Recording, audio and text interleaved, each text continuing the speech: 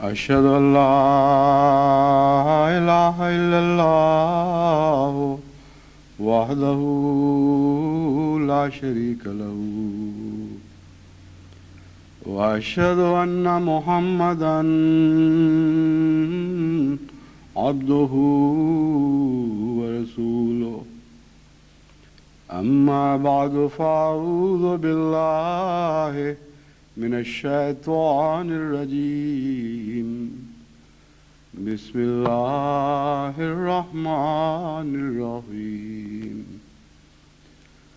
الحمد لله رب العالمين الرحمن الرحيم مالك يوم الدين إياك نعبد وإياك نستعين اهدنا الصراط المستقيم صراط الذين أنعمت عليهم غير المغضوب عليهم ولا الضالين تبارك الذي بيده الملك وهو على كل شيء قدير الذي خلق الموت والحياة ليبلوكم أيكم أحسن عملا وهو العزيز الغفور الذي خلق سبع سماوات طباقا ما ترى في خلق الرحمن من تفاوت فارجع البصر هل ترى من فطور ثم ارجع البصر كرتين ينقلب إليك البصر خاسئا وهو حسير۔ قرآن کریم کی سورہ ملک کی جن آیات کی میں نے تلاوت کی ہے ان کا ترجمہ یہ ہے کہ بہت ہی برکتوں والی ہے وہ ذات جس کے قبضہ قدرت میں ہر قسم کی ملکیت ہے اور تمام ملکیت اسی کے ہاتھ میں ہے، اور وہ ہر چیز پر اسی بنا پر قادر ہے کہ تمام ملکیتوں کی باغ ڈور آخری صورت میں اس کے ہاتھ میں ہے۔ وہی ذات ہے جس نے زمین اور آسمان کو پیدا کیا، اور زمین و آسمان کی یعنی ساری کائنات کی پیدائش میں تم کوئی تفاوت نہیں دیکھو گے۔ فرجع البصر هل تری من فطور، نظر دوڑا کے دیکھو تو صحیح، کیا تمہیں کہیں کوئی رخنا کوئی سوراخ دکھائی دیتا ہے؟ ثم ارجع البصر، پھر نظر کو دوڑاؤ، تمہاری طرف تمہاری نظر لوٹ آئے گی تھکی ہاری،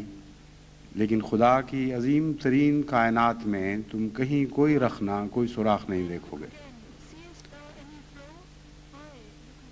ان آیات کے سرسری مطالعہ سے ایک مضمون سامنے آتا ہے، پھر زیادہ قریب کی نظر سے ان آیات کا مطالعہ کیا جائے تو ایک بظاہر نظر آنے والا تضاد دکھائی دیتا ہے، پھر اور مزید گہری نظر سے دیکھا جائے تو وہ تضاد دور ہو کر ایک نہایت ہی حسین موافقت نظر آتی ہے اس مضمون کے درمیان۔ اسی طرح انسان جب خدا کی کائنات میں جستجو کے سفر کرتا ہے تو اس کے اوپر یہ حالتیں آتی رہتی ہیں۔ پہلی سرسری نظر میں اسے کچھ بھی دکھائی نہیں دیتا، پھر جب تردد کرتا ہے، غور کرتا ہے، تو جب علم ناکامل ہو، سفر آغاز میں ہو، تو وہ سمجھتا ہے کہ میں نے بہت سی خرابیاں محسوس کر لی، بہت سی خرابیاں دریافت کر لیں۔ لیکن جب انسان اور زیادہ گہری اور عمیق نظر سے مطالعہ کرتا ہے تو معلوم ہوتا ہے کہ اس کا پہلا علم خام تھا، خدا کی کائنات میں کوئی خامی نہیں۔ سائنس نے جو معلوماتی سفر کیا ہے اس پر بھی یہ ادوار آئے، اور قرآن کریم کے مطالعہ کرنے والوں پر بھی یہ ادوار آتے ہیں۔ اللہ تعالیٰ ہی ہے جو اپنی حفاظت اور اپنی پناہ میں رکھتے ہوئے، لمس شیطان سے پاک رکھتے ہوئے، گہرے اور عمیق مضامین کے مطالعہ اور ان کے فہم کی توفیق عطا فرماتا ہے، اور اس کے نتیجے میں پھر اس آیت میں جو بیان ہوا ہے منظر کہ ساری کائنات میں تم کہیں کوئی فطور نہیں دیکھو گے، اس مضمون میں انسان حق الیقین تک پہنچ جاتا ہے۔ جس سرسری نظر کے مطالعہ سے تضاد کا میں نے ذکر کیا ہے، وہ اس کے متعلق میں واضح طور پر آپ کے سامنے اس کی نشاندہی کرنا چاہتا ہوں۔ پہلے فرمایا ہم نے زندگی اور موت کو، والذی خلق الموت والحیات، اس نے زندگی، موت اور زندگی کو پیدا کیا، لیبلوکم ایکم احسن عملا، تاکہ وہ معلوم کرے تم میں سے کون بہتر اعمال کرنے والا ہے جس کے نتیجے میں وہ زندہ رہ سکتا ہے۔ اب مضمون کا آغاز ہی ایک جد و جہد کے بیان سے ہوا ہے، زندگی اور موت کے درمیان ایک مسلسل جد و جہد، اور آگے چل کے فرمایا ساری کائنات میں تم کوئی تفاوت نہیں دیکھو گے۔ تفاوت کی تفصیل میں ابھی بیان کروں گا، لیکن عام معنی جو اس سے سمجھ آتا ہے وہ یہ ہے کہ مقابلہ، مد مقابل نہیں پاؤ گے چیزوں کو آپس میں۔ چنانچہ عربی لغات تفاوت کا مطلب یہی بیان کرتی ہیں، یعنی ایک معنی یہ بیان کرتی ہیں کہ کسی قسم کا مقابلہ نہیں دیکھو گے۔ تو بات تو مقابلے ہی سے شروع فرمائی گئی۔ کہا یہ گیا کہ ہم نے خود موت اور زندگی کو باہم متقابل پیدا کر دیا ہے، اور اس مقابلے کا مقصد یہ ہے تاکہ تمہیں آزمائے کہ تم میں سے کون ایسے اعمال والا ہے جو سروائیول آف دا فٹسٹ کے مطابق زندہ رہنے کی اہلیت رکھتا ہے اور آگے بڑھنے کی اہلیت رکھتا ہے۔ ساری کائنات میں ہر جگہ آپ کو زندگی موت کے مقابل پر موت کے مد مقابل دکھائی دے گی، اور ساری کائنات کا فلسفہ اسی تقابل کے پر مبنی ہے۔ اگر موت اور زندگی کی لڑائی ختم کر دی جائے تو کائنات کا وجود نظر سے غائب ہو جائے گا۔ جو کچھ بھی ہمیں دکھائی دیتا ہے وہ اس تقابل کے نتیجے میں دکھائی دیتا ہے، اور اہل علم سائنسدان جانتے ہیں کہ اس تقابل کے محرکات کو اگر ختم کر دیا جائے تو ساری کائنات بے معنی ہو جائے گی، کوئی ترقی نہیں ہو سکتی، کوئی ارتقاء نہیں ہو سکتا، جمود پیدا ہو جائے گا، یعنی آخری موت کی شکل ہمیں دکھائی دے گی۔ اس لیے ایک طرف تو مضمون یہ باندھا گیا، اور جو بہت ہی عظیم الشان مضمون ہے،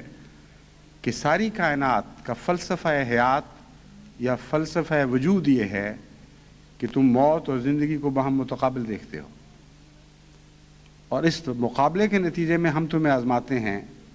یعنی ہر وجود کو آزماتے ہیں کہ وہ کیا اہلیت رکھتا ہے۔ اور دوسری طرف فرمایا گیا کہ تم کوئی مقابلہ نہیں دیکھو گے۔ بس یہ جو مقابلہ نہیں دیکھو گے کا لفظ ہے، اس پر غور کی ضرورت ہے۔ تفاوت کا اصل معنی کیا ہے؟ کیونکہ جس جگہ یہ دعویٰ کیا گیا کہ کوئی تفاوت نہیں دیکھو گے، وہاں تفاوت ہو ہی نہیں سکتا۔ ان دونوں کو ایک دوسرے کے سامنے رکھ دیا گیا، جس طرح موت کو زندگی کے مقابل رکھ دیا گیا۔ اسی طرح یہ دو اعلان بظاہر ایک دوسرے کے سامنے کھڑے دکھائی دیتے ہیں۔ تفاوت کا مضمون آپ سمجھ جائیں گے تو یہ سارا مسئلہ حل ہو جائے گا، کہ ان میں جو یہ رکھا ہی اس لیے گیا ہے تاکہ زندگی اور موت کی جد و جہد کے فلسفے کی حقیقت کو آپ سمجھ سکیں۔ مقابلہ تفاوت نہیں ہے۔ اس لیے اگر کوئی سرسری معنی لغات میں مقابلہ کے دکھائی دیں گے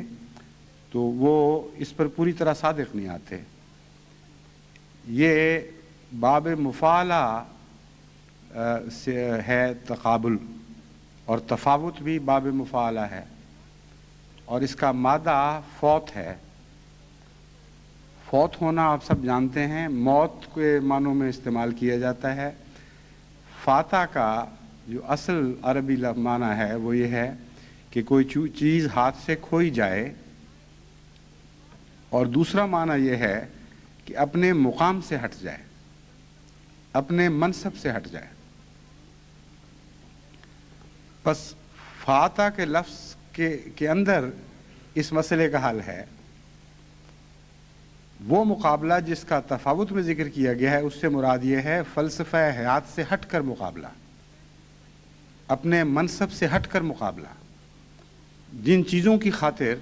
کسی چیز کو پیدا کیا گیا ہے، اگر اس اصول کو چھوڑ کر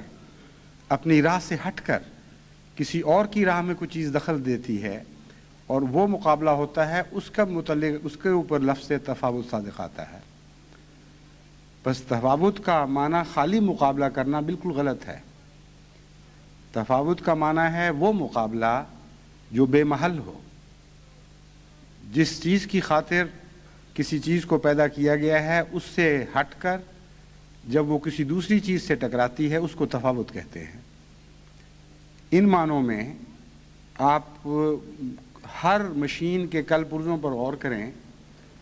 جب بھی کوئی کل پرزہ اپنے دائرے سے ہٹ کر کسی دوسرے دائرے میں دخل اندازی شروع کرتا ہے،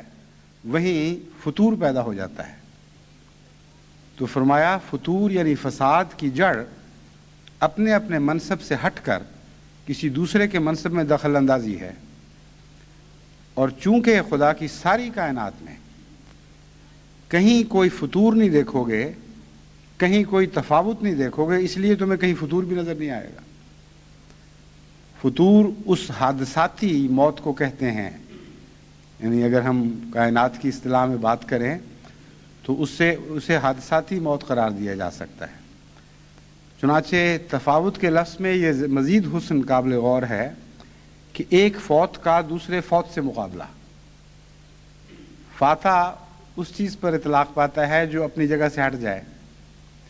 وہ جب ٹکراتی ہے کسی ایسی چیز سے جو خود اپنی جگہ سے ہٹی ہوئی ہو تو اس کو تفاوت کہیں گے، اور اگر کوئی چیز ہٹ کر کسی ایسی چیز سے ٹکراتی ہے جو اپنے مقام سے ٹلی نہیں ہے، اپنے دائرے میں ہی موجود رہتی ہے، تو وہ ٹکرانے والی چیز ناکام اور نامراد ہو جائے گی، اس کو کوئی نقصان نہیں پہنچے گا، اس کو تفاوت نہیں پھر کہیں گے۔ اس کو ایک ایسا حادثہ کہتے ہیں، جس طرح کہ قرآن کریم میں دوسری جگہ مضمون باندھا گیا ہے کہ بعض اہل دنیا جب سماوت دنیا میں دخل دینے کی کوشش کرتے ہیں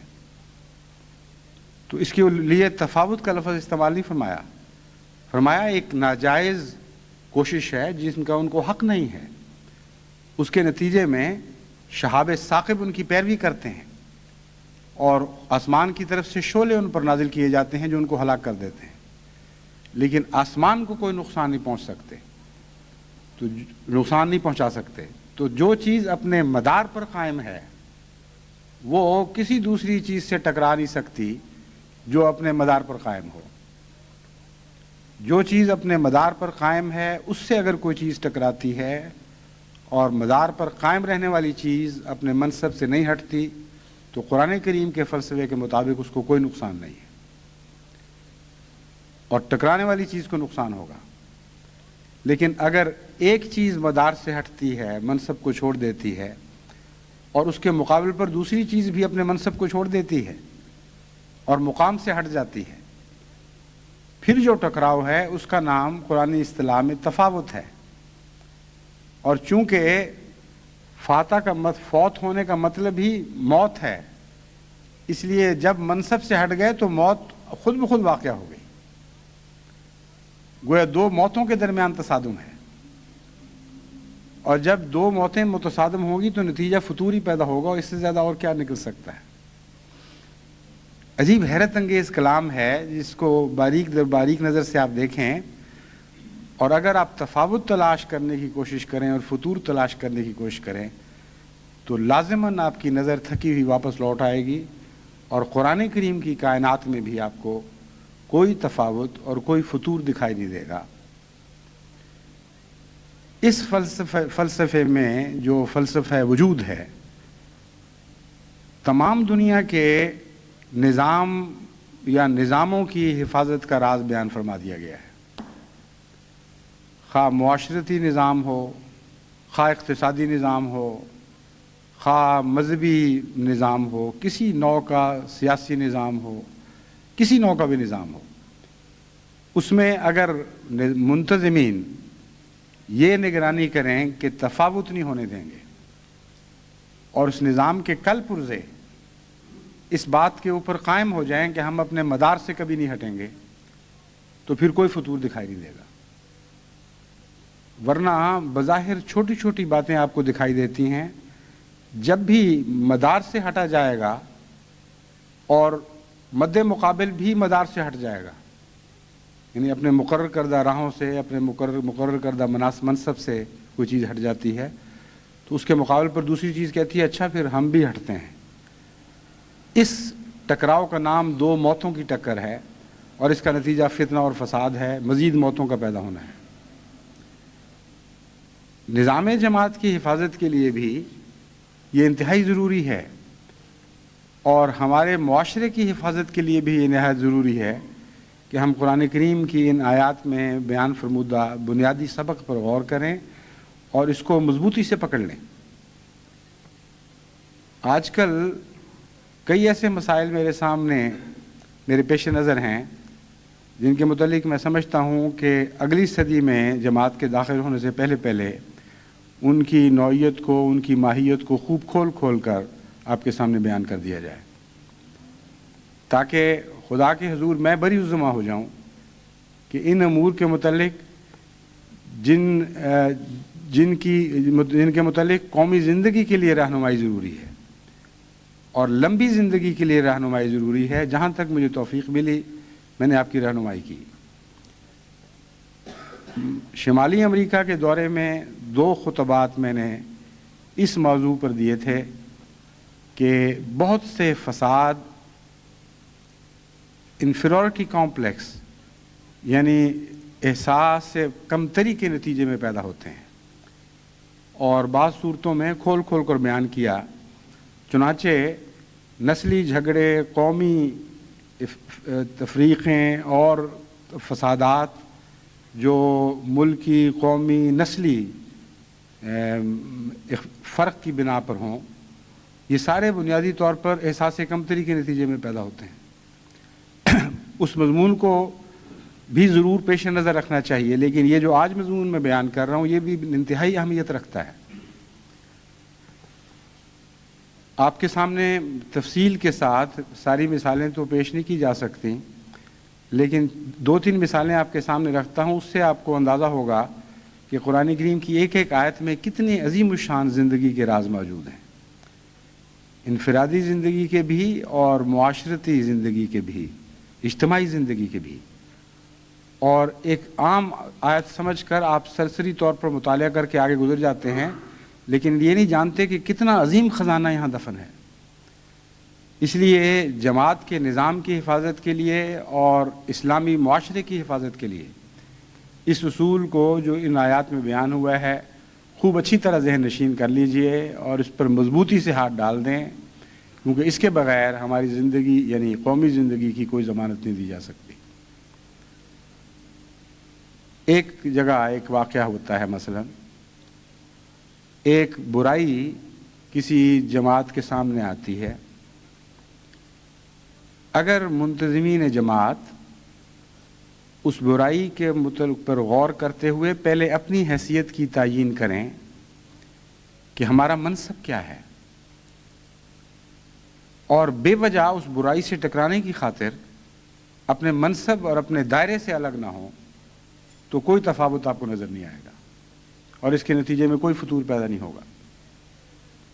مثلاً برائیاں کئی قسم کی ہیں، بعض ایسی برائیاں ہیں، نجی جھگڑے ہیں، مثلاً خاندانی جھگڑے ہیں، میاں بیوی کے جھگڑے ہیں، ان کا تعلق مجلس عاملہ سے کوئی نہیں ہے براہ راست۔ مجلس عاملہ ایک نظام جماعت کے تابع مخصوص کاموں کے لیے مقرر کی جاتی ہے، اس میں ایک سیکریٹری امور عامہ بھی ہے، ایک سیکریٹری اصلاح و ارشاد بھی ہے۔ ان کا تعلق ایسے جھگڑوں سے صرف اس حد تک ہے کہ وہ فریقین کو جا کر سمجھائیں اور ان کو یہ بتائیں کہ یہاں آپ کی غلطی ہے، وہاں دوسرے کی غلطی ہے، پیار اور محبت کے ساتھ ان کو سمجھا کر ان کی کمزوریوں کی طرف متوجہ کریں۔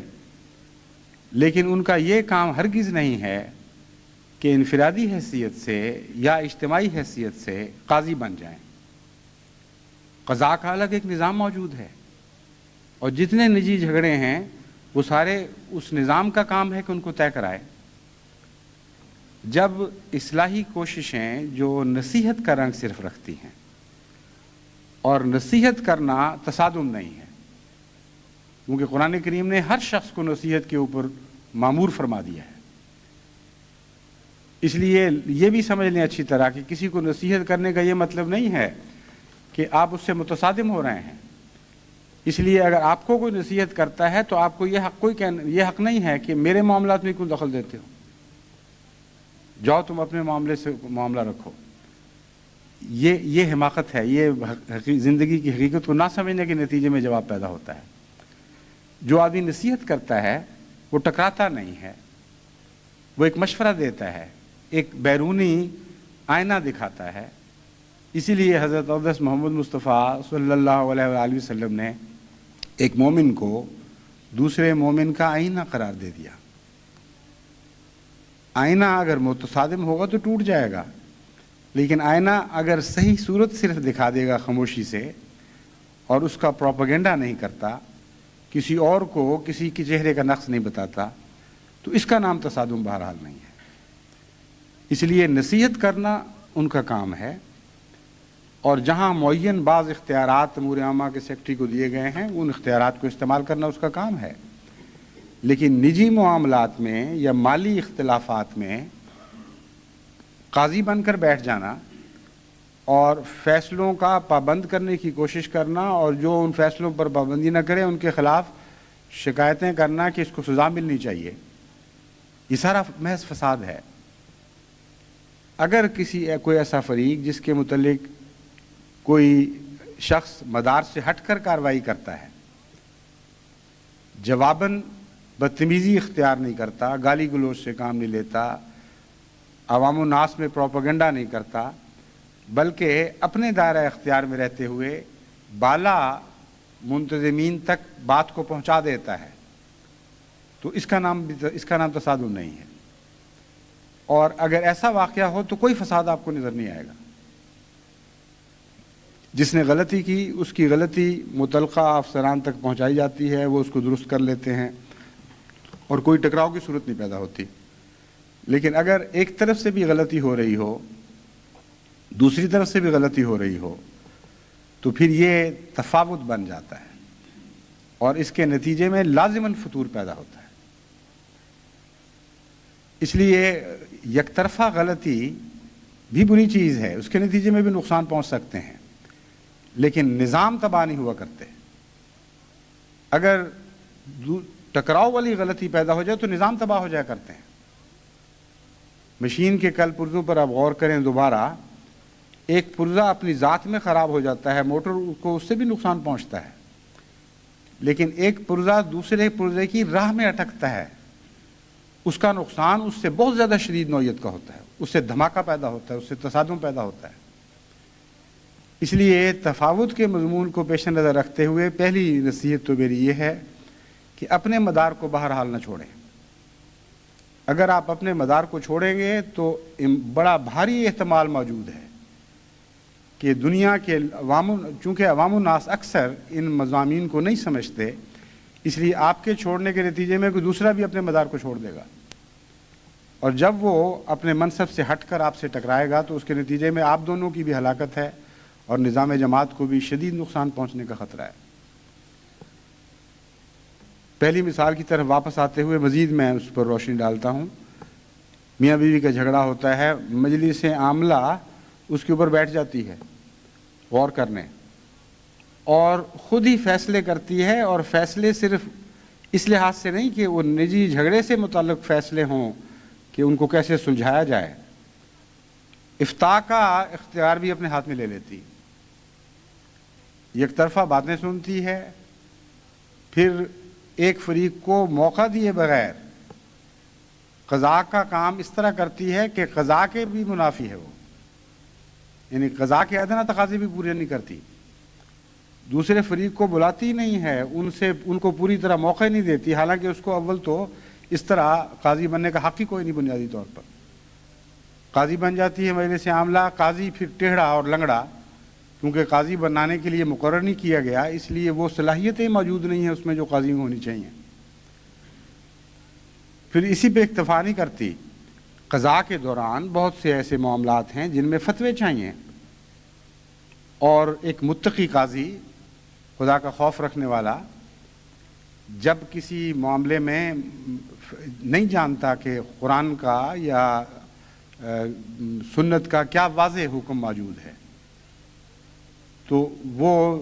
قضاء کی طرف، اس کو مجلس افتاء کی طرف یا دارالافتاء کی طرف اس معاملے کو بھیجتا ہے، اور جانتا ہے کہ یہ فتوے دینا قاضی کا کام بھی نہیں ہے، قاضی کا کام صرف اتنا ہے کہ جو فتاوے موجود ہیں ان کے اندر رہتے ہوئے وہ اپنے فیصلے صادر کرے۔ تو ایک مجلس عاملہ اٹھتی ہے، اپنے مقام کو ایک جگہ بھی چھوڑتی ہے اور دوسری جگہ بھی چھوڑتی ہے، اور جہاں افتاء کی ضرورت پیش آتی ہے وہاں خود ہی مفتی بن جاتی ہے اور مفتی بن کے فیصلے صادر کر دیتی ہے، اور پھر اس کے نتیجے میں فحشا پھیلاتی ہے۔ جو نقائص سمجھتی ہے، چونکہ ان نقائص کی پوری چھان بین بھی نہیں ہو سکی، ذاتی حقوق جو خاندانوں کے ہیں ان کے بعض معاملات کی پردہ پوشی کی جائے، ان کے معاملات کو منظر میں نہ لایا جائے، اس سے بھی وہ پھر روگردانی کرتے ہوئے اس بنیادی اصول سے ایک اور معاملے میں ایک اور طرف بھی رخ کرتی ہے جہاں اس کو رخ کرنے کا کوئی حق نہیں، اور سارے معاشرے میں بدامنی، بے چینی اور فحشا پھیلا دیتی ہے۔ ایسے کاموں کے لیے مجالس عاملہ کو مقرر ہی نہیں کیا گیا۔ اگر اس طرح کریں گی اور جن کے متعلق جن کی حق تلفی کی جائے گی ان طریقوں پر، جن کو ٹکراؤ کی دعوت دی جائے گی، وہ آگے سے ٹکراؤ کریں گے تو سارا نظام جماعت ٹکڑے ٹکڑے ہو کر بکھر جائے گا، اور اگر نہیں کریں گے تو تب بھی یہ ظالم رہے گی مجلس عاملہ جس نے ناجائز کسی فریق کے اوپر ظلم کیا، اس کو کوئی حق نہیں تھا۔ ایسے بعض معاملات میرے علم میں آئے تو میں نے فوری طور پر مجالس عاملہ کو معطل کیا، لیکن مجھے اس موقع پر بیان کرنے کی ضرورت اس لیے پیش آئی کہ جو کمیشن مقرر کیا گیا وہ بظاہر ایسے لوگوں پر مشتمل تھا جو بڑی سمجھ بوجھ رکھتے ہیں، اور اس کمیشن نے ان بنیادی باتوں کو نوٹ کیے بغیر کہ کیا ہو گیا ہے وہاں، کیا قیامت برپا ہوئی ہے، قرآن کے بنیادی اصول کو چھوڑا گیا ہے، خود قاضی بننے کی کوشش کی اور یہ فیصلہ کرنے کی کوشش شروع کر دی کہ کون سا فریق ٹھیک تھا اور کون سا غلط تھا۔ چنانچہ میں نے اپنے فیصلے میں پھر مجھے یہ بھی لکھنا پڑا کہ آئندہ یہ ممبران جو ہیں کمیشن کے، ان کو کم از کم 1 سال تک کے لیے کوئی تحقیقی کام نہ دیا جائے، کیونکہ بنیادی طور پر یہ اہلیت ہی نہیں رکھتے۔ تو مجھے خیال آیا کہ اگر ایسے ممبران جو بڑے مخلص ہیں، تجربہ کار ہیں نظام جماعت میں، ان کو بھی اس بنیادی بعض باتوں کے بنیادی فرق معلوم نہیں ہے، اس لیے ضروری ہے کہ ساری جماعت کو مخاطب کرتے ہوئے یہ معاملات ان کے سامنے لائے جائیں، تاکہ قرآن کریم کی اس آیت کو نظر انداز کرتے ہوئے کسی قسم کے تصادم کی صورت بھی جماعت احمدیہ میں پیدا نہ ہو۔ اور مجھے تعجب ہے کہ کس طرح اب تک یہ بات میری نظر سے اوجھل رہی کہ ہماری مجالس عاملہ کو بھی بہت بڑی تربیت کی ضرورت ہے۔ اس سلسلے میں بعض اور اقدامات میں کروں گا انشاءاللہ تعالی، حسب توفیق ان پر میں غور کر رہا ہوں، لیکن سر دست ساری جماعت کی تربیت کی ضرورت ہے۔ ان کو بتانا چاہیے کہ رخنے کس طرح پیدا ہوتے ہیں، کسی ایک قرآنی تعلیم کو نظر انداز کرنے کے نتیجے میں فساد پیدا ہوتا ہے۔ چنانچہ دوسری مثال آپ کے سامنے میں یہ رکھتا ہوں کہ ایک جگہ ایک لجنہ کا اجلاس ہو رہا ہے اور بڑا اہم لجنہ کی کوئی تقریب منعقد ہو رہی ہے، بڑی اہم تقریب ہے، سارے ملک سے ممبرات آئی ہوئی ہیں اس لیے کہ ان کی تربیت کی جائے، اور جب ان کی اپنی تربیت کا امتحان ہوتا ہے تو قطعاً سارے تربیت کے تقاضے یا پرانی تعلیمات کو بھلا کر تصادم کی راہ اختیار کر لیتی ہیں، یعنی نظام جماعت سے تصادم کی راہ۔ ایک ایسے ہی موقع پر ایک جگہ ایک لڑکی روتی ہوئی واویلا کرتی ہوئی بلند آواز میں اپنے خاوند کے متعلق خلاف اور اس کے رشتہ داروں کے متعلق باتیں کرتی ہوئی لجنہ کی تقریب میں پہنچ جاتی ہے۔ وہ کہتی ہے فلاں آپ کے قریب ہی فلاں خاوند نے مجھ پر ظلم کیا، مجھے یہ کیا، مجھے وہ کیا، زود کوب کیا، اس کے والدین نے ہمیں یہ کیا اور یہ مظالم کیے، اس نے میرے والدین کو یہ کہا۔ نظام جماعت کا تقاضا یہ ہے کہ لجنہ معلّہ کے عہدیدار فوراً اس کی زبان بندی کریں، ان سے کہیں ہو سکتا ہے تم مظلوم ہو، لیکن ہم اس مقام پر فائز نہیں ہیں کہ تمہارے ظلم کی یک طرفہ داستان سنیں۔ اول تو یک طرفہ داستان سننا ہی انصاف کے تقاضے کے خلاف ہے، اور اگر کوئی سنا دیتا ہے سرسری طور پر یا مثلاً بعض خطوں میں میرے سامنے آ جاتی ہے تو پھر سننے والے کا جو سرسری طور پر سن لیتا ہے یا گزرتے ہوئے اس کی کان میں پڑ جاتی ہے، یہ بنیادی فرض ہے کہ یک طرفہ رائے سن کر کوئی نتیجہ اپنے ذہن میں قائم نہ کرے، کوئی بد اثر قائم نہ کرے۔ لیکن ایک نہیں دو نہیں، بار بار وہ منتظمین جو دنیا لوگوں کی تربیت کے لیے ایک تقریب منعقد کر رہے ہیں، وہ یہ عہدیداران یہ رد عمل دکھاتی ہیں کہ نہ وہ قاضی نہ ان کو یہ حق کہ ان معاملات میں فیصلہ کریں، بجائے اس کے کہ اس فریق کو جو اپنے منصب سے ہٹ کر ان کے پاس آیا تھا، اپنے دائرہ اختیار سے ہٹ کر ان کے پاس آیا تھا، اس کو سمجھاتے کہ بلند آواز سے فحشاء کا ذکر کرنا جائز نہیں ہے اور غیر محل جگہ میں یہ باتیں کرنا جائز نہیں ہے، تم فتور پیدا کر رہی ہو۔ ہمیں اس سے کوئی غرض نہیں ہے کہ تم مظلوم ہو یا ظالم ہو، لیکن اپنے اس فعل سے نظام جماعت پر تم ضرور ظلم کر رہی ہو،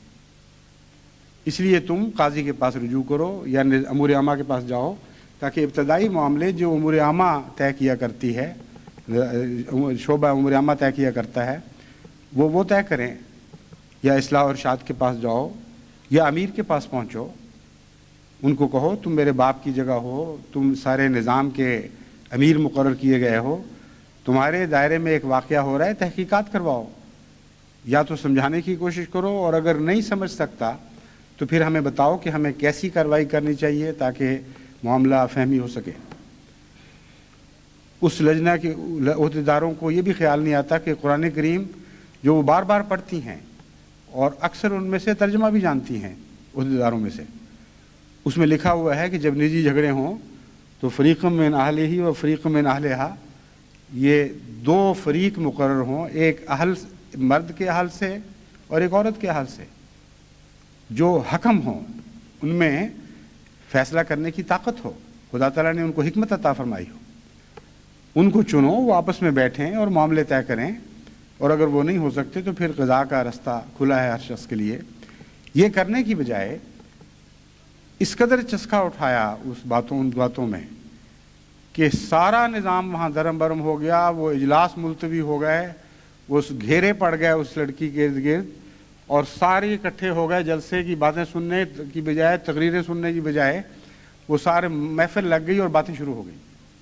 بڑا ظلم ہو گیا، بڑا اندھیر ہو گیا، فلاں نے اتنا یہ کر دیا، فلاں نے وہ کر دیا، اور پھر اس میں اپنی تان و زبان درازیوں میں اور تان میں خلیفہ وقت کو بھی نہیں چھوڑا گیا۔ اس لڑکی نے پھر اور بھی دردناک باتیں بیان کی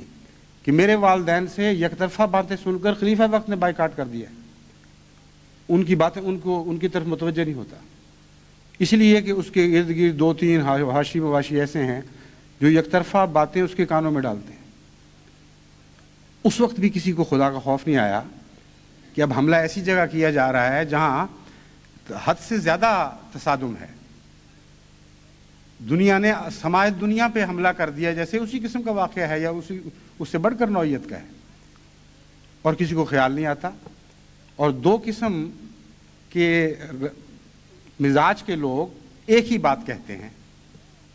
اس کے نتیجے میں اس کا منہ پھر بھی بند نہیں کرایا جاتا. یعنی محبت اور پیار سے سمجھا کر، میرا مطلب ہے، سختی سے مراد نہیں ہے. اس کو یہ نہیں کہتے کہ تم پہلے اپنے خامند کے خلاف یک طرفہ باتیں کر رہی تھیں، اب تم خلیفہ وقت کے خلاف یک طرفہ باتیں کر رہی ہو. تمہارے خامند کو تو ہم نہیں جانتی، لیکن خلیفہ وقت کے ہاتھ پر تو ہم نے منصف سمجھ کے بیعت کی ہوئی ہے. یہ ایمان رکھتے ہوئے بیعت کی ہے کہ وہ خود منصف نہیں بلکہ انصاف کا محافظ ہے دنیا میں. تم ایسے شخص کے اوپر عدل کے خلاف الزام لگا رہی ہو، اس لیے ہمیں اب مزید تمہاری باتیں سننے، اگر پہلے سن بھی لی تھیں، چسکے اٹھائے بھی تھے ناجائز، اب ہم تمہاری مزید باتیں نہیں سنیں گی. اس کی بجائے کہتی ہیں کہ ہاں یہ تو فلاں شخص کی وجہ سے یا فلاں اشخاص کی وجہ سے، وہ پرائیویٹ سیکرٹری اس کا دوست ہے، وہ افسر حفاظت اس کا دوست ہے، وہ فلاں اس کا دوست ہے، اس کی یک طرفہ باتیں سنتا ہے اور مجبور ہو گیا ہے. اب امر واقعہ یہ ہے کہ ایسی باتیں کرنے والے دو قسم کے ہو سکتے ہیں، یا منافقین، یا وہ جو خلیفہ وقت کے اوپر حملہ نہیں کرنا چاہتے، اپنی طرف سے اس کا دفاع کر رہے ہوتے ہیں، اور بات ایک ہی ہوتی ہے.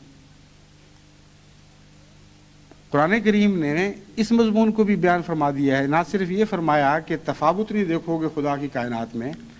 بلکہ روحانی کائنات میں جہاں جہاں تفاوت کے احتمالات ہیں ان سب کا ذکر قرآن کریم نے فرمایا ہوا ہے. خود حضرت اقدس محمد مصطفیٰ صلی اللہ علیہ وآلہ وسلم کی ذات پر بھی ایسے حملے ہوئے. آپ کے متعلق باتیں یہ کی گئیں، ہو اذن،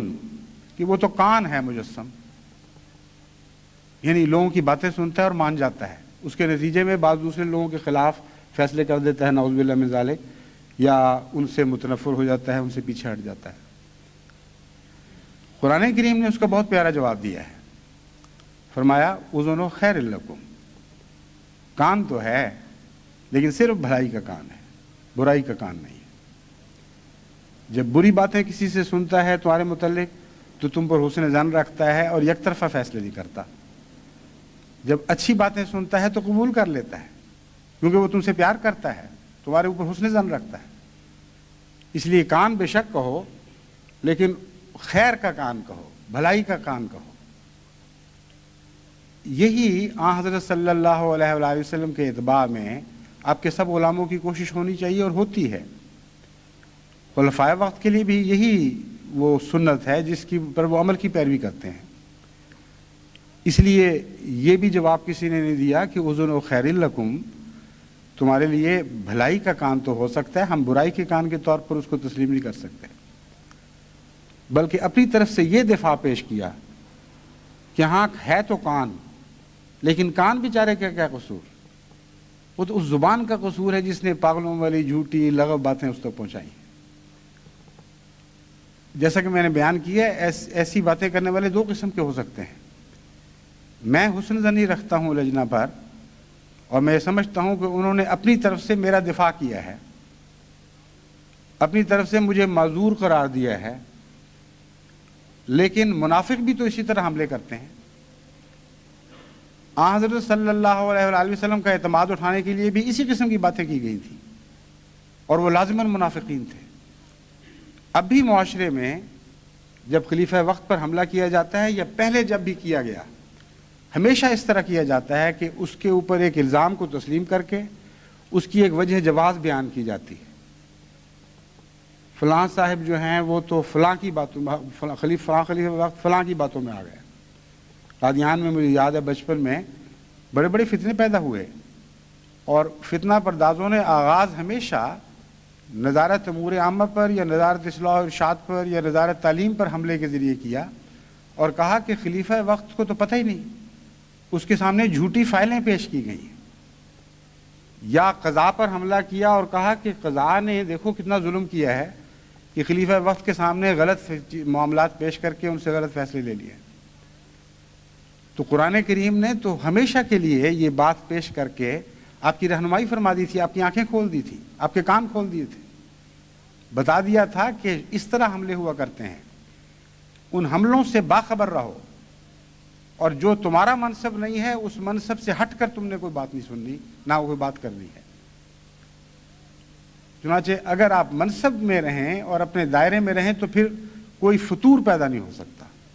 جو تفاوت کے نتیجے میں پیدا ہوتا ہے۔ اب اس معاملے میں جب یہ کہا جاتا ہے کہ فلاں شخص نے، فلاں خلیفہ نے فلاں کی بات سن لی، میر ولی ابوالطاہر صاحب مرحوم کی بات کے متعلق کہا جاتا تھا کہ اس کی بات سن لی، میر داؤد کی بات سن لی، فلاں کی سن لی، فلاں کی سن لی، یا ناظر امور عامہ کی سید ولی اللہ شاہ کی بات سن لی، یا قاضی کی بات سن لی، تو سننے والے کا فرض تھا، اس کا فرض تھا کہ اگر یہ بات ہے تو میں کون ہوں، مجھے تم کیوں بتا رہے ہو؟ میرا یہ منصب نہیں ہے کہ میں قضاء پر یا اصلاح اور نظارت اصلاح اور ارشاد پر یا کسی اور نظارت کے اوپر محاکمہ کروں یا ان پر جج بن کر بیٹھ جاؤں۔ اس لیے تم مجھے کیوں بتا رہے ہو؟ تم اپنے منصب سے ہٹ چکے ہو اور چاہتے ہو کہ میں بھی اپنے منصب سے ہٹ جاؤں۔ تمہارا فرض ہے کہ اگر تم سمجھتی ہو کہ خلیفہ وقت معصوم ہے واقعتاً، تو جن باتوں میں تم سمجھتے ہو کہ وہ آ گئے ہیں، وہ خلیفہ وقت کو بتاؤ کہ تم ان باتوں میں نہ آؤ، اس کو لکھ کر بھیجو، اور پھر تمہارے لیے دو ہی رستے ہیں، یا تو اس کے عدل پر پھر حملہ کرو، یہ نہ کہو کہ ناظر امور عامہ بددیانت ہے، پھر جرت کے ساتھ تقوی کے ساتھ یہ فیصلہ کرو کہ جو بھی تمہیں تقوی نصیب ہوئے اس کے مطابق کہ خلیفہ وقت جھوٹا ہے، خلیفہ وقت بددیانت ہے، اور اس کو چھوڑ دو۔ اگر چھوڑ دو گے تو تب بھی رکھنا پیدا نہیں ہوگا، لیکن بیچ میں رہ کر جب تم تصادم کی راہ اختیار کرو گے تو تفاوت پیدا ہوگا، اور تفاوت کے نتیجے میں لازماً فطور ہوگا، یہ ہم برداشت نہیں کر سکتے۔ اگر یہ مسلک اختیار کرتے ہمیشہ لوگ تو کبھی کوئی فتنہ پیدا نہ ہوتا، سر ہی نہیں اٹھا سکتا تھا فتنہ۔ آج بھی پاکستان میں بھی باہر بھی جہاں بھی متفنی پیدا ہوتے ہیں وہ یہ آواز نہیں پہلا حملہ خلیفہ وقت پر نہیں کیا کرتے، وہ کہتے ہیں کہ فلاں شخص نے ہماری دشمنی میں خلیفہ وقت تک یہ بات پہنچائی، فلاں شخص نے فلاں آدمی سے پیسے کھا لیے، اس کی دعوتیں اڑائیں اور پھر خلیفہ وقت کی یہ متعلق کی بات کی، خلیفہ وقت سے یہ بات کہی۔ ایک مخرج ہے اس وقت، وہ لوگوں کے پاس پہنچتا ہے اور بڑی چاپلوسی سے کہتا ہے کہ میں تو عاشق ہوں خلیفہ وقت کا، خلیفہ وقت تو بہت ہی بلند مقام رکھتے ہیں اور میں تو معافیوں کی عاجزانہ درخواستیں بھی کر رہا ہوں، لیکن معافی نہیں ملتی۔ ناظر امور عامہ ایسا ذلیل آدمی ہے کہ وہ راشی ہے، وہ فریق ثانی سے دعوتیں اڑا چکا ہے، فریق ثانی سے پیسے کھا چکا ہے۔ حالانکہ جو مخرج ہے میں اس کے متعلق جانتا ہوں کہ وہ اس کو عادت ہے لوگوں کو پیسے چڑھانے کی اور دعوتیں کھلانے کی، اور میں نے آغاز خلافت ہی میں اس کے متعلق متنبع کر دیا تھا عہدیداروں کو کہ اس کی کوئی دعوت قبول نہیں کرنی آپ نے۔ اب وہ چونکہ خود اس مرض کا شکار ہے، وہ دوسروں کو ناظر امور عامہ کے متعلق یہ باتیں کرتا ہے، اور ظلم کی بات یہ ہے کہ سننے والے سن لیتے ہیں، وہ کہتے ہیں کہ ہاں خلیفہ وقت نے ناظر امور عامہ کی بات سن لی ہے اس لیے اس بیچارے میں ظلم ہو رہا ہے، حالانکہ اس کا اگلا نتیجہ نہیں نکالتے۔ جو خلیفہ اتنا بے وقوف اور احمق ہو کہ اس کو معاملہ فہمی ہوئی کوئی نہیں، جس طرف سے بات سنی اس کو فوراً قبول کر لیا، وہ اس لائق کہاں ہے کہ تم اس کی بیعت میں رہو؟ اس لیے تمہارے تقویٰ کا یہ تقاضا اگر تم متقی ہو کہ اس کی بیعت سے الگ ہو جاؤ، لیکن بیعت پر قائم رہتے ہوئے تمہیں تصادم کی اجازت نہیں دی جا سکتی۔ یہ وہ آیت ہے جس کے متعلق قرآن کریم ہمیں ہمیشہ کے لیے متنبع کر چکی ہے، یہ وہ بات ہے جس کے متعلق قرآن کریم کی ایک آیت ہمیں ہمیشہ کے لیے متنبع کر چکی ہے کہ خبردار تفاوت کی راہ اختیار نہ کرنا۔ تفاوت نام ہے دو موتوں کے ٹکرانے کا، دو ایسی چیزوں کے ٹکرانے کا جو دونوں اپنے منصب سے ہٹ چکی ہیں۔ اس لیے اگر ایک کو اپنا منصب چھوڑتے ہوئے دیکھو گے بھی تو تم اسی رو میں بہ کر اپنا منصب نہ چھوڑ دینا۔ بس ایسے فتنے تو پیدا ہوتے رہیں گے اور ہمیشہ اصلاح کے نام پر ہوں گے، کیونکہ قرآن کریم فرماتا ہے کہ اذا قیل لهم لا تفسدوا فی الارض قالوا انما نحن مصلحون، جب ان سے کہا جاتا ہے کہ تم زمین میں فساد برپا نہ کرو تو کہتے ہیں ہم تو اصلاح کی خاطر بات کر رہے ہیں، نظام جماعت میں فتنہ پیدا ہو رہا ہے، اس کے متعلق ہم عوام الناس کی رائے عامہ کو بیدار کر رہے ہیں اور بتا رہے ہیں کہ ایسی ایسی خطرناک باتیں پیدا ہو رہی ہیں۔ ان کے متعلق یہ کیوں کہہ دیا الا انہم هم المفسدون ولکن لا یشعرون؟ خبردار، وہ خود مفسد ہیں اور وہ ان کو علم نہیں ہے۔ یہ تو اس میں تو بظاہر کوئی دلیل نہیں ہے۔ انہوں نے کہا ہم اصلاح کرتے ہیں، انہوں نے کہا نہیں تم مفسد ہو۔ کس دلیل سے ان کو مفسد قرار دیا جا سکتا ہے؟ وہ وہی دلیل ہے جس کا اس آیت کریمہ میں ذکر ہے جس کی میں نے آغاز میں تلاوت کی تھی۔ ایک شخص جب اپنے منصب سے ہٹ کر باتیں کرتا ہے تو خواہ وہ اصلاح کی باتیں ہوں، وہ ضرور مفسد ہے، کیونکہ قرآن کریم نے فساد کی تعریف ہی منصب سے ہٹنا قرار دیا ہے۔ تفاوت جیسا کہ میں نے بیان کیا ہے، عربی زبان کے مطابق ان دو چیزوں کے ٹکراؤ کا نام ہے جو اپنے منصب سے الگ ہو چکی ہیں، اپنے مقام کو چھوڑ کر فوت ہو چکی ہیں اپنی جگہ سے۔ بس جس شخص نے کوئی اصلاح کی بات کی ہو اور اس کا مقام ہی نہ ہو وہ اصلاح کی بات کرنے کا، وہ قضاء میں دخل دے رہا ہے، کبھی امور عامہ میں دخل دے رہا ہے، کبھی تعلیم میں دخل دے رہا ہے، نہ اس کو ناظر امور عامہ مقرر کیا، نہ قاضی مقرر کیا گیا، نہ اور عہدے دیے گئے، اپنے محلے کا سیکریٹری بھی نہیں ہے، اور سیکریٹری بھی ہے تو اس کا کام ہے اپنے مجلس عاملہ میں بات کرنا یا اوپر کے عہدوں کو متنبع کرنا یا عوام الناس میں بغیر کسی کی ذات پر حملہ کیے عمومی نصیحت کرنا۔ تو ان چیزوں پر اگر کوئی قائم رہتا ہے تو وہ فساد پیدا کر ہی نہیں سکتا۔ اس لیے اگر وہ کہتا ہے میں مسلح ہوں تو بے شک مسلح کا دعویٰ کرتا پھرے، اس کے اوپر کوئی ہمیں اعتراض نہیں، قرآن کریم اس کو اجازت دیتا ہے۔ لیکن اصلاح کی بات کر رہا ہو، خواہ سچی بھی ہو، لیکن منصب سے ہٹ کر رہا ہے تو وہ لازماً مفسد ہے۔ اور بہت سے ایسے مفسد ہیں ان کے متعلق قرآن کریم فرماتا ہے کہ عمدن مجرم نہیں ہوتے بعض دفعہ، ولکن لا یشعرون، ان بیچاروں کو پتہ ہی نہیں کہ وہ کیا کہہ رہے ہیں۔ اس لیے دونوں قسم کے لوگ نظام کو تو بہرحال نقصان پہنچا دیتے ہیں۔ عمدن مفسد ہوں گے تو خدا کے ہاں مزید سزا پائیں گے، اور بغیر عمد کے مفسد ہوں گے تو نظام کو تو بہرحال نقصان پہنچا دیں گے۔ ان کو اس درجے کی سزا ملے یا نہ ملے جو باشعور جرم کرنے والے کو ملتی ہے، یہ الگ مسئلہ ہے۔ اس لیے لا یشعرون والے پہلو کے تابع یہ باتیں کئی لوگ مجھے لکھتے ہیں جب ان کے اوپر پکڑ کی جاتی ہے کہ ہم نے جان بوجھ کر نہیں کی، ہم نیک دلی سے یہ کرنے والے تھے۔ ان کو میرا یہی جواب ہے کہ تم چاہے نیک دلی سے کسی کو قتل کرو یا بد دلی سے قتل کرو، وہ تو مارا گیا جس کو قتل کر دیا گیا۔ یہ فیصلہ کرنا خدا کا کام ہے کہ تم نے بدنیتی سے اس کو مارا تھا یا نیک نیتی سے مارا تھا۔ جیسا کہ قرآن کریم میں ایک جگہ پتہ چلتا ہے کہ حضرت موسیٰ نے سوال کیا کہ کیوں مار دیا تم نے؟ انہوں نے بتایا کہ مارا تو ہے لیکن ایک نیتی سے مارا ہے کیونکہ خدا کا حکم تھا۔ تو بعض دفعہ ایسی باتیں بھی ہوتی ہیں کہ کسی کے قتل کا، کسی کی موت کا قانون فیصلہ کر دیتا ہے، اور چونکہ خدا قانون کا مرجع اور منبع ہے، اس لیے جب خدا کسی کو حکم دیتا ہے تو وہ اور مسئلہ بن جاتا ہے۔ لیکن جہاں تک مرنے والے کا تعلق ہے اور جہاں تک دیکھنے والوں کا تعلق ہے وہ قتل ہی کہلائے گا۔ چنانچہ حضرت موسیٰ علیہ السلام نے یہی اعتراض کیا کہ تم نے کیوں ناحق مار دیا کسی کو، حالانکہ خدا کے نبی تھے، لیکن دیکھنے والے کے نقطہ نگاہ سے ان کا اعتراض درست تھا۔ پس جہاں تک معاشرے کا تعلق ہے، جو شخص بھی کسی مقصد سے ہٹتا ہے، اپنے مقام اور مرتبے سے ہٹ کر بات کرتا ہے، اپنے دائرے سے نکل کر بات کرتا ہے، ساری جماعت کو اس بات کا حق ہے اور اس کا فرض ہے کہ اس کو متوجہ کرے اور کہے کہ جہاں تک قرآنی تعلیم کا تعلق ہے ہمارے نزدیک تم مفسد ہو، اور ہم تمہارا یہ دعویٰ قبول نہیں کریں گے کہ تم نے اصلاح کی خاطر یہ بات کی تھی۔ یہ دعویٰ جو ہے تم جانو اور خدا جانے، ہمیں اس سے غرض نہیں،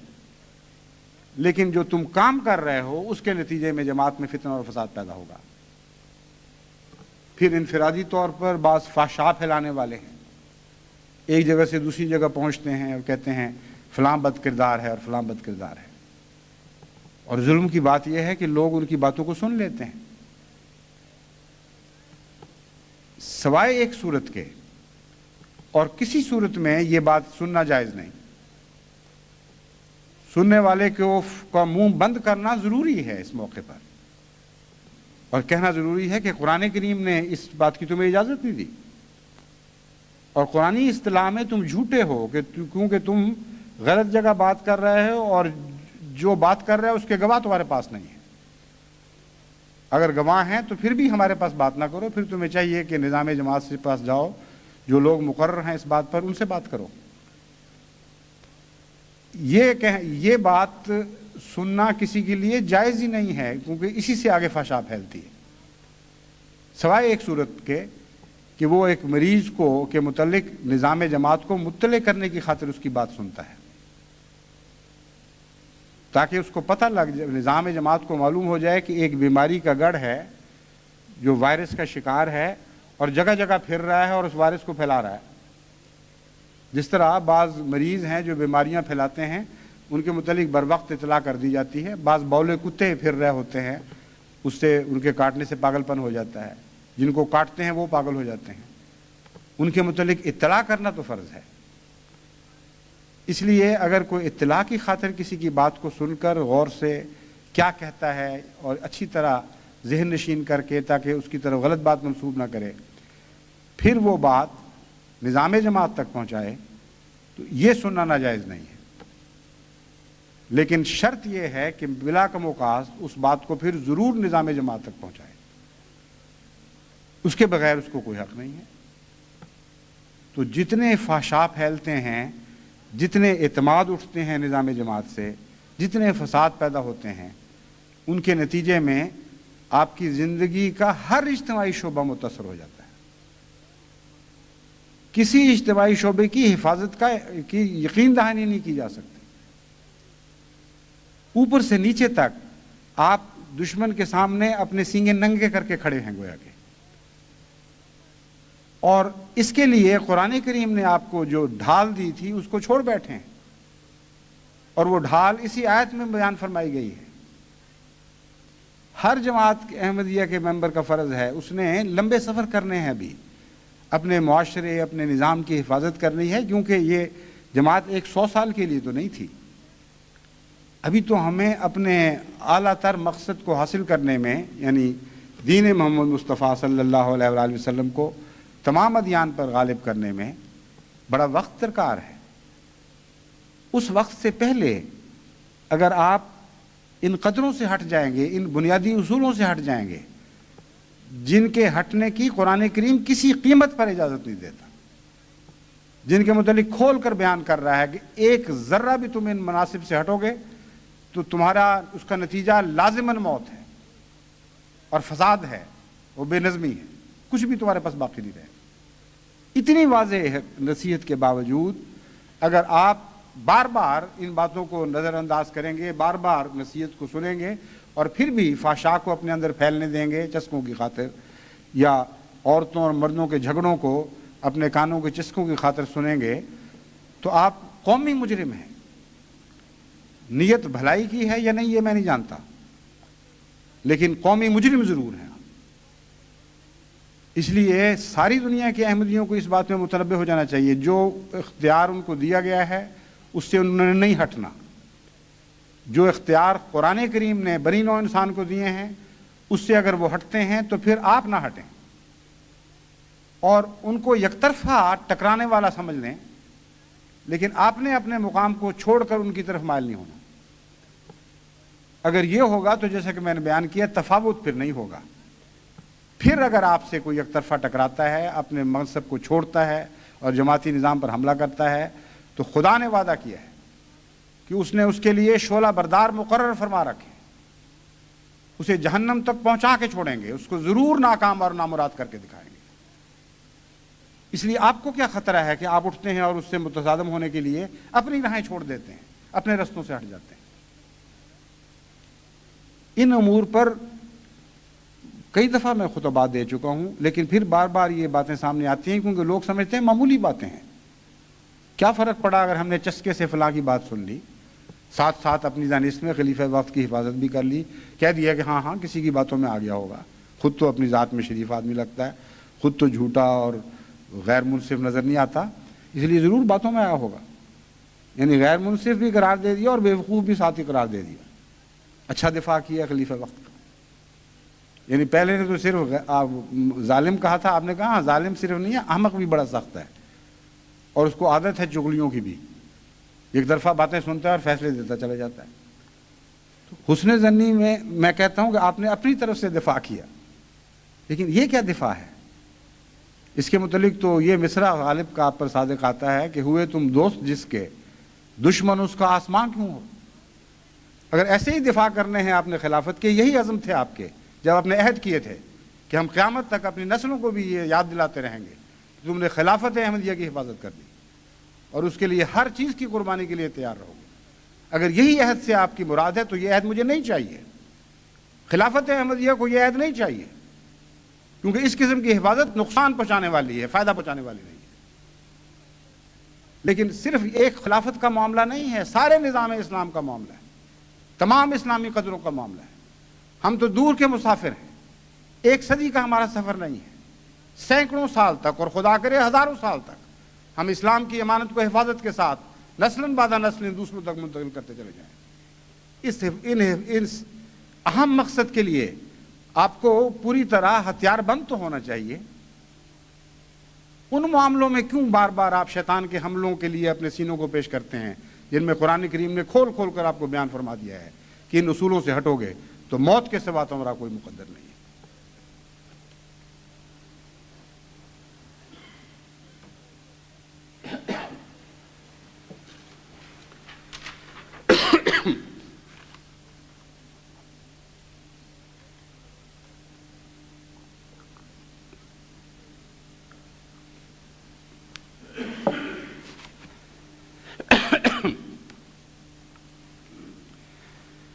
الحمد لله نحمده ونستعينه ونستغفره ونؤمن به ونتوكل عليه ونعوذ بالله من شرور أنفسنا ومن سيئات أعمالنا من يهده الله فلا مضل له ومن يضلله فلا هادي له ونشهد أن لا إله إلا الله وحده لا شريك له ونشهد أن محمدا عبده ورسوله۔ نماز جمعہ اور نماز عصر کے مان بعد کچھ مرحومین کی نماز جنازہ غائب ہوگی۔ سب سے پہلے تو ہمارے عزیز دوست اور قرآن سلسلے کے دیرینہ کارکن جو آپ کے ہاں انگلستان میں ایک لمبا عرصہ تک امیر جماعت انگلستان کے طور پر کام کرتے رہے ہیں، یعنی مکرم بشیر احمد خان صاحب رفیق کی والدہ کی وفات کی اطلاع ملی ہے۔ ان کی والدہ مولوی محمد الیاس خان صاحب کی بیٹی تھیں، جن کے دو صاحبزادے بھی جماعت میں اللہ تعالیٰ کے فضل سے اپنی خدمتوں میں اور تقوی کے ساتھ وفا کے ساتھ وابستگی میں بہت معروف ہیں، یعنی مولوی عبدالسلام خان صاحب اور مولوی عبدالقدوس خان صاحب، مولوی تو نہیں کہلاتے، عبدالسلام خان صاحب اور عبدالقدوس خان صاحب۔ ان کی والدہ موسیہ تھیں اور بہت ہی سلسلے کے ساتھ گہرا محبت و اخلاص اور وفا کا تعلق رکھنے والی۔ مولوی محمد الیاس خان صاحب خود بہت بڑے ایک سلسلے کے عالم تھے۔ 1907 میں آپ نے بیعت کی تھی اور آپ کے دو بیٹے بھی خدا کے فضل سے بہت جماعت میں نمایاں مقام رکھنے والے تھے، ایک تو زندہ ہیں ماشاءاللہ، اور دوسرے ان کی بیٹیوں میں سے ایک صالحہ بیگم مرحومہ تھیں، رستم خان صاحب شہید کی بیگم، انہوں نے بھی آگے اپنی اولاد کی بہت اچھی تربیت کی ہے ماشاءاللہ. اور دوسرے کلثوم بیگم صاحب اہلیہ قاضی محمد یوسف صاحب. اور تیسرے اور بیٹیوں میں سے یہ 3 بیٹیاں میں جانتا ہوں خاص طور پر، باقیوں سے تو میں واقف نہیں ہوں. یہ تھیں ہمارے امام رفیق صاحب، بشیر رفیق صاحب کی والدہ. تو یہ ساری جو مائیں تھیں اللہ کے فضل سے ماں کی حیثیت سے اپنے بچوں کے لیے بہت بڑا خزانہ چھوڑ گئی ہیں تربیت کا. اور سب اولاد میں خدا کے فضل سے سلسلے سے تعلق اور وفا کا جذبہ موجود ہے، الا ماشاء اللہ کوئی ایک آدھ آدمی اپنے امتحان میں ناکام بھی ہو جاتا ہے، لیکن عمومی طور پر دیکھا جاتا ہے کیسی تربیت کی جا رہی ہے. اور صوبہ سرحد میں خاص طور پر میں نے یہ مطالعہ کیا ہے کہ تربیت کا بھاری دار و مدار ماؤں پر تھا اور اب بھی ہے. یعنی والد کا اتنا زیادہ دخل نہیں ہوتا. جن کی مائیں اچھی تھیں ان کی اولادیں لازماً مخلص بنی ہیں. اور ضروری نہیں کہ والد اچھا ہو اور اولاد اچھی ہو، کیونکہ بعض معاشرے ہوتے ہیں ان میں مائیں زیادہ کردار ادا کرتی ہیں، لیکن بالعموم بھی جماعت احمدیہ میں ساری دنیا میں ماؤں کو یہ پوزیشن اپنی پیش نظر رکھنی چاہیے اور کہ وہ آئندہ اچھی نسلوں کو پیدا کرنے والی ہوں. بہرحال ان کی نماز جنازہ غائب کے علاوہ ایک ہمارے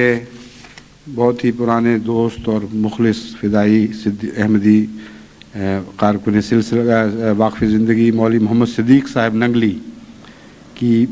اہلیہ کی اچانک وفات کی بھی اطلاع ملی ہے. اسی طرح مکرم ڈاکٹر عبدالرشید صاحب تبسم جو علمی اور ادبی حلقوں میں ایک نمایاں مقام رکھتے تھے اور پاکستان میں